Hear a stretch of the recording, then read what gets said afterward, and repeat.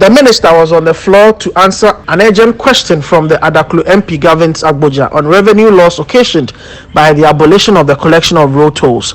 In response, Kwesi Amoako Atta revealed that government may want to raise bonds with the proceeds of the controversial e-levy. The almost 2 billion Ghana cedis expected to accrue into the fund, the fuel levy alone contributes not less than 94%. The other 3 sources, from the toll booths, from the DV sources, and from vehicles that transcend on the corridors of our country, the 3 together constitute nearly 6%.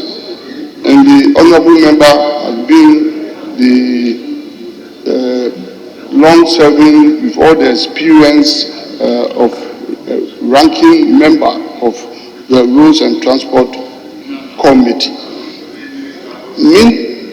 The government, in its wisdom, has proposed the passage of the e-levy, to bring in more revenue to build the road infrastructure of our country for all of us.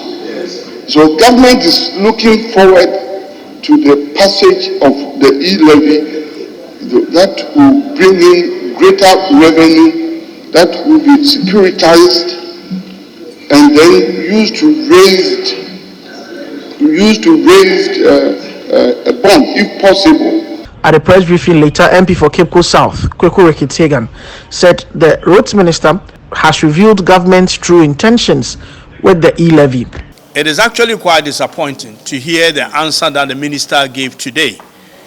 This is something that we've always suspected, that they want the e-levy actually to use it to collateralize or leverage in some further borrowing.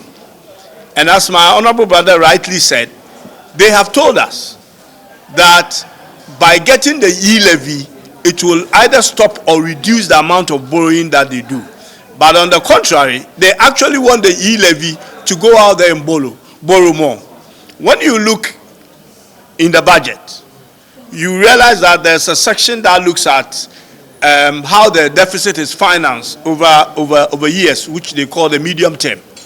You will actually realize that as they have factored in the e-levy, the government will still be borrowing up until 2025, which is what they have in the budget. And the borrowing goes up every year, 2022, 2023, 24, 25. So it is actually not true that if they do the e-levy, they will stop borrowing. For the second time in recent weeks, the majority in Parliament failed to present a program for the approval or otherwise of the e-levy before the House, according to the Deputy Majority Leader Alexander Akpenyomaki. Even though government is losing revenue due to the delay in the approval of the e-levy, the bill will be passed at the appropriate time. E-levy that members have always been inquiring. So, Speaker, it is important to bring to the attention of members that the e-levy falls under the program that we have proposed. So, as and when it's supposed to be taken, members will be on notice. So, once we see that papers and reports will be laid and motions will be taken. Papers and reports include the bills that have come and committee work.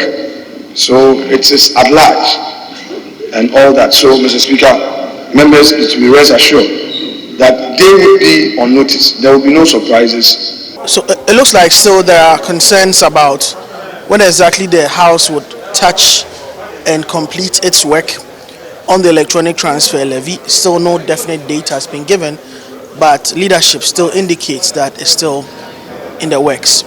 Reporting for Citi Newsroom from Parliament House, my name is Duke Mentopoku.